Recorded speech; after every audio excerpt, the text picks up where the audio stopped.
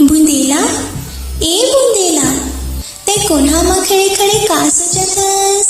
रानी, सोचत हूँ ये बिहाव झड़ जही तहु चले जाबे ना। हाँ काबर?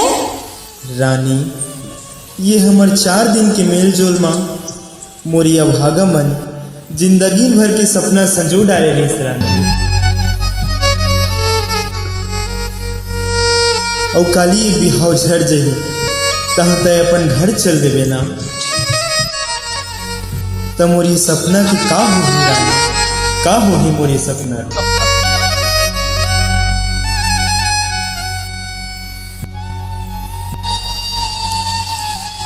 बुंदेला, काली अभी बहुत दूरिया है, फिर देखना बिहाव अभी झरे तो नहीं है ना?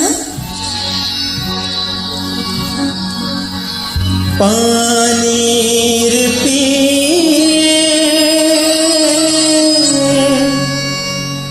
पियत भर ले,